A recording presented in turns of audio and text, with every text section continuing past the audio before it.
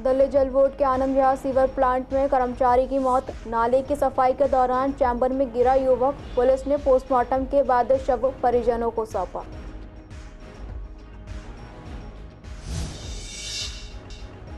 पूर्वी दिल्ली में कड़कड़ुमा metro station के पास सड़क हादसा। महिंद्रा थार ने स्कूटी सवार 2 लड़कियों को पीछे से मारी टक्कर। थार ने स्कूटी को 200 मीटर तक घसीटा। पेरेंट्स ने की स्कूल बंद करने की मांग। खराब मौसम का स्कूल के बच्चों पर हो रहा है असर। कहा, आउटडोर एक्टिविटी पर रोक लगाना काफी नहीं।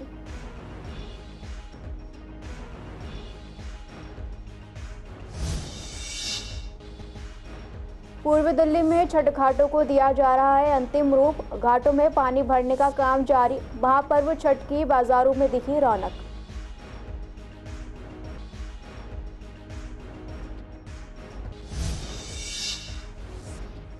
शकरपुर थाना पुलिस ने 4 महिला चोरों को किया गिरफ्तार। आरोपी महिलाएं दुकान से चुरा रही थी जले हुए लैपटॉप और कई इलेक्ट्रॉनिक इक्विपमेंट्स बरामद।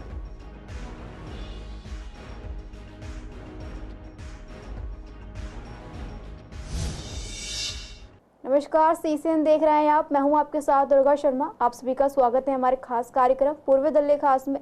बुलेटिन की शुरुआत करेंगे पूर्वी दिल्ली की कुछ अहम खबरों से। थाना आनंद विहार इलाके में दिल्ली जल बोर्ड के सीवर प्लांट में एक दर्दनाक हादसा हुआ। यहां सोमवार देर शाम नाले की सफाई के दौरान एक कर्मचारी के चैम्बर में गिरने से मौत हो गई। मृतक की पहचान सूरज के रूप में हुई है, जो कि कड़कड़ी मोड़ आनंद विहार में रहता था। पुलिस ने बताया कि मृतक को हेडगवार अस्पताल में मृत हालत में लाया गया था।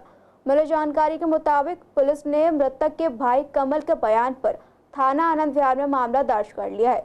शव को कब्जे में लेकर पोस्टमार्टम के बाद शव स्वजन को सौंप दिया गया है। पुलिस ठेकेदार से पूछताछ कर हादसे के कारणों की जांच कर रही है।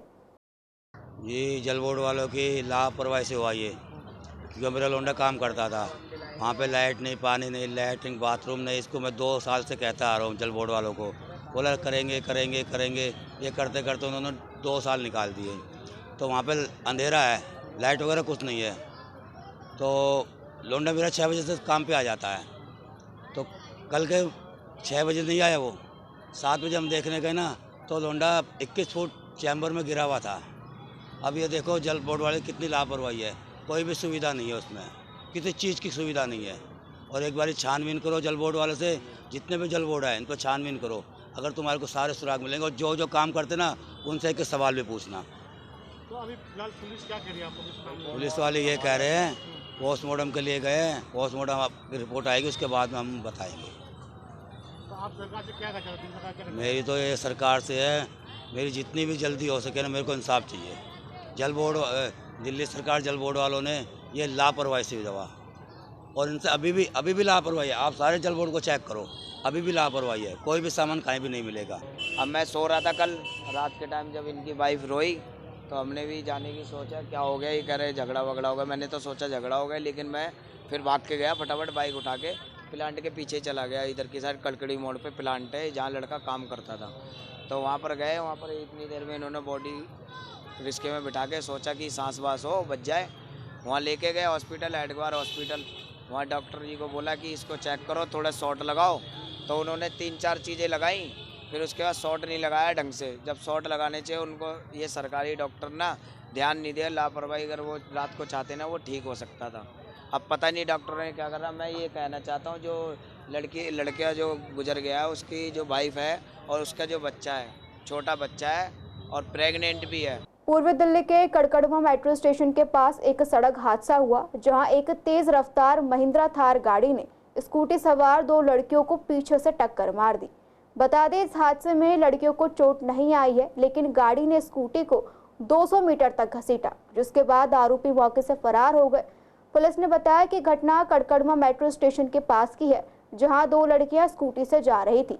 तभी एक तेज रफ्तार महिंद्रा थार गाड़ी पीछे से आई और उन्हें टक्कर मार दी।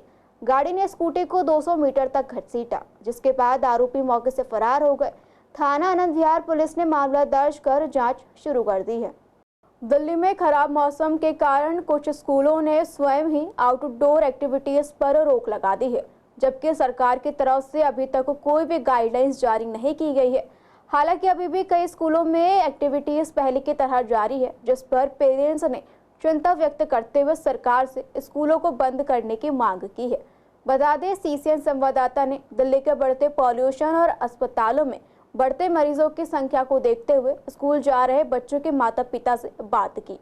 पेरेंट्स का कहना है कि दिल्ली में एयर क्वालिटी इंडेक्स 300 से लेकर 500 के बीच चल रहा है, जो बुजुर्गों और छोटे बच्चों के लिए खतरनाक है। स्कूल जाने वाले बच्चे सुबह सुबह स्कूल जाते हैं। अगर आउटडोर एक्टिविटीज करवाई जाती हैं तो बच्चों को और दिक्कत हो सकती है, खासकर जो बच्चे दमा या एलर्जी से पीड़ित हैं। अभिभावकों का कहना है कि सरकार को स्कूलों में आउटडोर एक्टिविटीज के साथ साथ स्कूलों को बंद करना चाहिए। बिल्कुल लगानी चाहिए। बच्चे गिर गए। मेरा ही पोता जो है किरण बिहार में पढ़ता है, उसका खबर आई कल की चक्कर आ रहा है। मैं ही लेके आया उसे, चक्कर आ गया। इतनी इम्यूनिटी बच्चों में कम हुई हुई है प्रदूषण की वजह से। सुबह बहुत प्रदूषण है। तो गवर्नमेंट को क्या करना चाहिए? गवर्नमेंट को इसके ऊपर एक्शन लेना चाहिए, स्कूलों को बंद करना चाहिए। अच्छा। बच्चों के खेल को कम करना चाहिए। मतलब नहीं, बच्चों को नुकसान क्यों होगा? एक्टिविटी बच्चे अपने आप पैदा कर लेंगे आगे। जान है तो जान है। जब जान ही नहीं रहेगी, कहीं की इम्यूनिटी ज़्यादा है, हमारे दिल्ली वालों के बच्चों में इम्यूनिटी कम है, वो ज़्यादा एकदम वो हो जाते हैं। यहाँ का पोल्यूशन भी ज़्यादा ही रहता ज़्यादा है, बहुत पोल्यूशन। स्कूल बहुत सारे स्कूलों में जो एक्टिविटी थी, खेल कूद में बच्चे बाहर जाते थे या एनसीसी के कार्यक्रम चलते थे या दिल्ली से बाहर टूर भेजे जाते थे 11वीं कक्षा के, वो सारे बंद किए हुए हैं सरकार ने। वैसे कहते हैं कि हमने स्कूलों को हाई फाई बना दिया, हाई क्लास बना दिया है। अरे स्कूलों के अंदर जाकर देखिए आप बच्चों की दशा क्या है। बच्चों में बहुत सारे होते हैं जो पॉल्यूशन निकलता है, वो चेस्ट में कंजक्शन करता है, फिर खांसी जुकाम ये सब चीज़ें जो इन्फेक्शंस हो जाते हैं बच्चों के शरीर में। तो इससे बचने के लिए तो इसको बंद करना ही चाहिए। बहुत ज़्यादा है, क्योंकि उनको तो ज़्यादा ही वो बहुत ही कॉम्प्लिकेटेड होते हैं। उनको तो थोड़ा सा भी कुछ वायरस होता तो उससे वो इफ़ेक्ट आता है, और जैसे एंजाइटी वगैरह की प्रॉब्लम हो जाने लगती है, जैसे चेस्ट में कंजक्शन हो जाता है, खांसी जुकाम नज़ले वगैरह होने शुरू हो जाते हैं। तो जैसे अब ये पोल्यूशन है इस टाइम, इस हिसाब से तो बंद करना ही चाहिए गवर्नमेंट को, और ये तो पहले ही उठाना चाहिए। ये तो बहुत लेट है, अभी तो 400 प्लस है, फिर भी ये तो 200-250 पे ही बंद कर देना चाहिए। महालोक पर्व छठ पूजा की शुरुआत आज से नहाय खाए के साथ हो चुकी है, जो कि 4 दिनों तक चलेगा। बता दें, यमुना पार में बन रहे छठ घाटों को छठ समितियां और सरकार अंतिम रूप देने में लगी हुई हैं। वहीं महिलाएं भी घाटों पर पहुंचकर अपने हाथों से दिए बनाकर घाटों पर अपना स्थान सुरक्षित रख रही हैं। वहीं पूर्वी दिल्ली के केशव पार्क में बनाए गए छठ घाटों में पानी भरने का काम जारी है। छठ समितियों का कहना है कि 6 तारीख तक पानी भरने का काम पूरा कर लिया जाएगा, क्योंकि 7 तारीख को व्रती महिलाएं सूर्य को अर्घ्य देने पहुंचेंगी। वहीं लोगों ने बताया कि आज नहाय खाए के दिन सुबह सुबह स्नान करके पकवान बनाए जाते हैं और परिवार के सभी लोग उसे ग्रहण करते हैं। इसके साथ बाजारों में भी रौनक देखने को मिल रही है। आज के दिन नहाया जाता है, नाखून काटा जाता है, बाल धो के नहाया जाता है, उसके बाद दाल चावल बनता है, उसके बाद हम लोग खाना खाते हैं। कल और नहा दिन भर तो उपवास रहेंगे हम लोग। उसके बाद शाम के टाइम नहा धो के हम लोग मीठा चावल बनाएंगे, रोटी बनाएंगे और प्रसाद खाए हम लोग ग्रहण करेंगे। उसके बाद बांटेंगे फिर प्रसाद। जगह कम पे इस बार तो पब्लिक भी बहुत आएगी। हाँ, धीरे धीरे बढ़ते जाता है, जगह भी बढ़ गया है, सफाई भी बहुत अच्छी हो गई है। पहला दिन ऐसे तो कार्यक्रम 4 दिन का है ये, लेकिन आज से शुरू हुआ है। आज नहा धो के खाएगा लोग, कद्दू चावल खाता है इसमें। खाया आप लोगों ने? हाँ खाया है। अच्छा। और फिर कल खरना जिसको कहते हैं वो खरना होगा। दिन भर उपवास रहेगी जो व्रत करेगी। शाम में मीठा चावल और सादा रोटी बनेगी। वो लोग अपना एक कमरे में बंद होकर के अकेले में वो खाएगी। अच्छा। पूजा करके, और फिर जब पूजा हो जाएगा अपने आप वो खरना कर लेगी। जब प्रसाद खा लेगी वो, उसके बाद फिर गेट खोलेगा, फिर बाहर निकल के सबको बांटेगा प्रसाद। आज नहाका का दिन है। आज के दिन पे मम्मी लोग बाल वाल धो के नहाते होते हैं। प्याज लहसुन का खाना नहीं बनता, उससे बंद हो जाता प्याज लहसुन बनना। और उसके बाद दाल चावल हो गया, ये सब बनते हैं। अरहर की दाल हो गई, आज के दिन अरहर की दाल शुभ माना जाता है। उसके बाद कद्दू के जो पकोड़े होते हैं वो सब बनाए जाते हैं। नहीं, अभी तक तो जल बोर्ड की व्यवस्था हो रही है और कुछ अपनी भी व्यवस्था हम बनाते हैं। जैसे इस पार्क में टुल्लू पंप लगा हुआ है, वो उससे भरवाते हैं। और आसपास के जो ये बैंकट हाल है इनसे भी मांग लेते हैं। 3 घाट भर दिया गया, 1 घाट सिर्फ बाकी, वो सबसे बड़ा घाट है। दिक्कत क्या, अब दिल्ली में पानी की इतनी कमी है कि वो उससे मुझे लग रहा है कि हो नहीं पाएगा। फिर भी अभी जल बोर्ड वाले मेहनत तो कर ही रहे हैं। अभी तो टैंकर देखिए लगा हुआ गिर रहा है। शकरपुर थाना की पुलिस टीम ने 4 महिला चोरों को गिरफ्तार किया है। गिरफ्तार आरोपियों की पहचान मंडावली निवासी नाहिदा, हुसानी, बेबी और परवीन के तौर पर की गई है। आरोपियों के पास से जले हुए लैपटॉप, इलेक्ट्रॉनिक उपकरण और धातु से जुड़ा सामान बरामद हुआ। बता दें, शकरपुर इलाके में लैपटॉप की आस्क इन्फोटेक नाम की एक कंपनी इस इमारत में 31 अक्टूबर को शॉर्ट सर्किट के कारण आग लग गई थी, जिससे बिल्डिंगों को काफी नुकसान हुआ। इसी का फायदा उठाते हुए महिलाओं ने बचा हुआ सामान चुराने की कोशिश की, लेकिन पुलिस ने उन्हें रंगे हाथों पकड़ लिया। बता दें, पुलिस टीम रात में गश्त ड्यूटी पर थी। इस दौरान टीम ने शकरपुर इलाके में आस्क इन्फोटेक नाम की कंपनी से कुछ असामान्य आवाजें सुनी और बिल्डिंग का मेन गेट भी खुला हुआ देखा, जिसे देखकर कांस्टेबल राहुल ने तुरंत दुकान के मालिक सुबोध को फोन कर इसकी जानकारी दी। सूचना मिलते ही दुकान मालिक तुरंत मौके पर पहुंचे। दुकान के मालिक सुबोध ने कांस्टेबल राहुल और अमित के साथ बिल्डिंग में एंट्री ली। जैसे ही वो दूसरी मंजिल पर गए, उन्होंने देखा कि 4 महिलाएं कार्यालय से सामान से भरा एक बड़ा सफेद बैग लेकर जा रही थी। टीम ने तुरंत कार्रवाई करते हुए चारों आरोपी महिलाओं को गिरफ्तार कर लिया। बता दें, पुलिस ने मामला दर्ज कर चारों महिलाओं को गिरफ्तार कर लिया है। पूर्व दिल्ली के खिचड़ीपुर में जीजा की पत्थर से हमला कर और चाकू से गला रेत कर हत्या करने वाले युवक को पुलिस ने उसके साथी के साथ गिरफ्तार कर लिया। गिरफ्तार आरोपी की पहचान खिचड़ीपुर निवासी मनीष कुमार और मुकेश के तौर पर की गई है। आरोपियों के पास से एक चाकू, एक भारी पत्थर, चटाई, बिस्तर की चादर, अभियुक्त के कपड़े भी बरामद किए गए। डीसीपी अपूर्वा गुप्ता ने बताया कि शनिवार रात 10:31 पर कल्याणपुरी थाने की खिचड़ीपुर इलाके में झगड़े की कॉल मिली थी। सूचना मिलते ही कल्याणपुरी थाना पुलिस मौके पर पहुंची। मौके पर मौजूद कॉलर मनीष कुमार ने बताया कि उसने अपने जीजा अभिषेक की हत्या कर शव को कमरे में बंद कर दी है। कमरे का ताला तोड़ा गया, जहां से खून से लथपथ अभिषेक का शव चटाई में लपटा हुआ बरामद किया गया। मृतक के गर्दन और माथे पर चोट के कई निशान थे। चारों तरफ खून बिखरा हुआ था। क्राइम टीम और फॉरेंसिक टीम से घटनास्थल का निरीक्षण कराया गया। शव को पोस्टमार्टम के लिए जीटीबी अस्पताल की मॉर्चरी में भेजा गया। हत्या का मुकदमा दर्ज कर जांच शुरू की गई है। पूछताछ में आरोपी मनीष ने खुलासा किया कि उसकी बहन कोमल मृतक अभिषेक के साथ भाग गई थी। शादी के तुरंत बाद ही दोनों के बीच संबंध खराब हो गए। मृतक अपनी पत्नी कोमल को परेशान करने लगा। वो अपनी मांगों को पूरा कराने के लिए कोमल से पैसे मांगता था। मना करने पर अपनी बहन को बुरी तरह पीटता था, जिससे परेशान होकर उसकी बहन घर आ गई, जिसे वापस ले जाने अभिषेक उसके घर आया था। जब कोमल ने जाने से मना किया तो उसने चाकू निकाल लिया। मनीष का कहना है कि उसने विरोध किया तो अभिषेक ने उसके हाथ पर चाकू से हमला कर दिया, जिससे उसे गुस्सा आ गया और उसके सिर पर चक्की के पत्थर से हमला कर दिया और चाकू छीनकर उसके गले और सिर पर वार कर दिया, जिससे उसकी मौत हो गई। डीसीपी का कहना है कि मनीष की मदद करने वाले उसके साथी मुकेश को भी गिरफ्तार कर लिया गया है। यूनाइटेड अगेंस्ट हेट संस्था के फाउंडर खालिद सैफी को साल 2020 में हुए दिल्ली दंगे से जुड़े केस में बड़ा झटका लगा। हत्या के प्रयास का मुकदमा खत्म करने की मांग को लेकर दायर याचिका को हाई कोर्ट ने खारिज कर दिया। जस्टिस मनोज कुमार ओहरी की बेंच ने फैसला सुनाते हुए कहा, याचिका खारिज की जाती है। 24 फरवरी 2020 को नॉर्थ ईस्ट दिल्ली में सांप्रदायिक दंगा हुआ था। इसमें करीब 53 लोगों की मौत हो गई थी। 700 लोग जख्मी हो गए थे। सैफी ने कोर्ट में दलील दी थी कि इस मामले में उसके खिलाफ आर्म्स एक्ट का केस खत्म किया जा चुका है। ना तो उसके पास कोई हथियार बरामद किया गया और ना ही उस पर गोली चलाने का आरोप है। इसलिए आईपीसी की धारा 307 यानी कि हत्या की कोशिश करने के तहत मुकदमा नहीं चल सकता।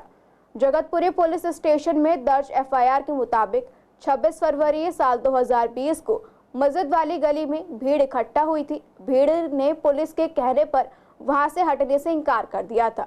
इसके बाद पथराव किया गया और पुलिस कर्मियों पर हमला भी किया गया। हेड कांस्टेबल योगराज पर फायरिंग भी की गई थी।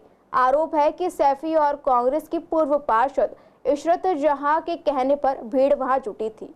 जनवरी में ट्रायल कोर्ट ने सैफी इशरत जहां और 11 और लोगों के खिलाफ आरोप तय करने का आदेश दिया था, जिसमें हत्या के प्रयास का आरोप भी शामिल है। अप्रैल में आरोप तय किए गए थे। हालांकि आपराधिक साजिश समेत कुछ आरोपियों को बरी कर दिया गया था। दिल्ली नगर निगम के नए मेयर और डिप्टी मेयर के चुनाव के लिए 14 नवंबर को सदन की बैठक होगी। आम आदमी पार्टी ने मेयर पद के लिए महेश खिच्ची और डिप्टी मेयर पद के लिए रविंद्र भारद्वाज को उम्मीदवार बनाया। लेकिन इस बीच जो बात सबसे ज्यादा चर्चा में है वो ये है कि नए मेयर का कार्यकाल इस हिसाब से सिर्फ 4 महीने का ही रहेगा। इसको लेकर हमारे संवाददाता ने बीजेपी के एमसीडी मामलों के जानकार नेता महेंद्र आहूजा से बात की। उनका कहना है कि दलित समाज आप द्वारा किए गए अन्याय को याद रखेगा।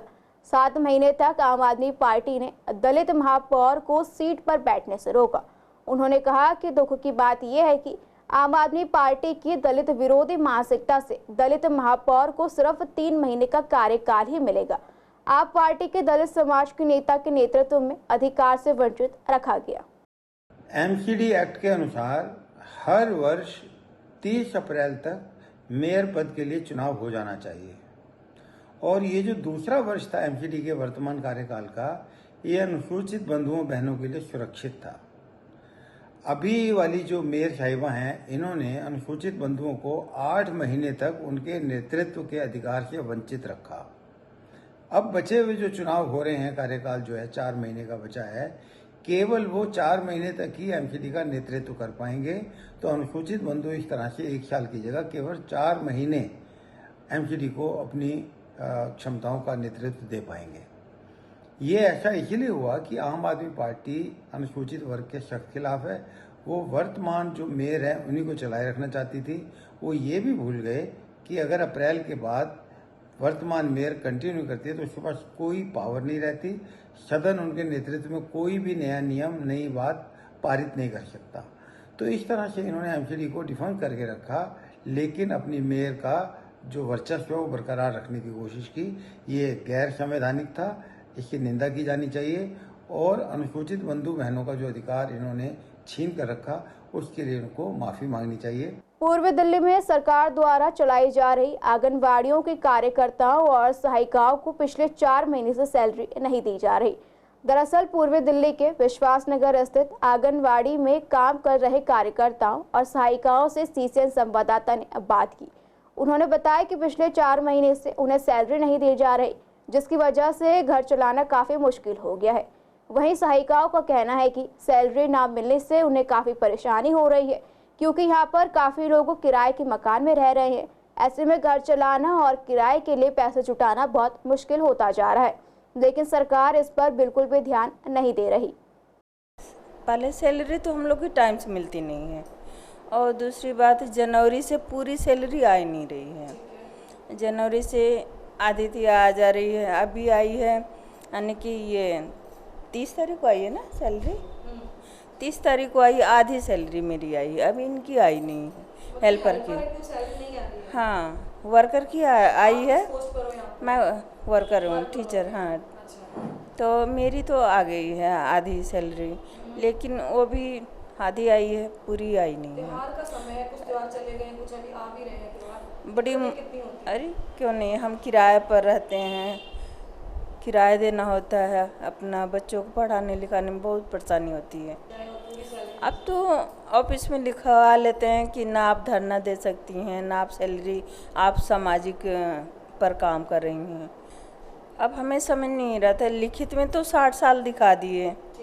हाँ और कहते हैं कि आपका जैसे काम सही नहीं मिलेगा तुरंत हटा देंगे। सैलरी अब के नहीं आई, वैसे सैलरी आधी आ रही है, आधी बिल्कुल आ ही नहीं रही, 1 साल है छोड़ देती हैं, वो मिलती है पहले, पर अब के तो आई ही नहीं है। बस ऐसे ही है, मजबूरी है, ले दे के नहीं अपना त्योहार तो मनाना, बच्चों के साथ मनाना तो है ही है। नहीं हमको हेल्परों को किसी को अब के सैलरी त्योहार पे नहीं आई। अरे घर चलाने में फैमिली वाले हैं तो देखो इंसान मेहनत कर रहा है तो किसी लिए कर रहा है, इसीलिए मेहनत करता है। हाँ बच्चे आते हैं बराबर। चौथा महीना तो हमारी सैलरी को होगा, चौथा लग रहा है ये, और 1 हेड को होगा हमारा साल भर। हमारी सैलरी नहीं आ रही है। कितनी सैलरी मिलती है आपको? हमको मिलती है 6,800। ठीक है। 90 रुपये। किस पोस्ट पर हो आप, यहाँ पे क्या काम करते हो आप? हम बच्चे न बैठाते हैं, बुला कर लाते हैं उनको खाना खिलाते हैं। हेल्पर हो आप? हाँ जी, मैं हेल्पर हूँ। और देखो हम इतने परेशान हैं दिवाली पर, बहुत ही ज़्यादा। दिवाली पे भी कोई बोनस?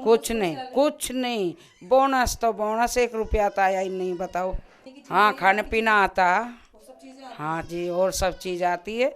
अब ये बताओ क्या तो कर्तधारी करेंगे या मैं क्या बरकर करेंगे। दिल्ली में पटाखों पर बैन के बावजूद आतिशबाजी होने पर सुप्रीम कोर्ट ने सख्त नाराजगी जताते हुए दिल्ली सरकार और दिल्ली पुलिस से तुरंत जवाब मांगा है कि ऐसा क्यों हुआ। इसको लेकर हमने पूर्वी दिल्ली की जनता से बात की और जाना कि क्या पटाखों पर बैन सही है और क्या इस पर अमल हो सकता है या फिर नहीं।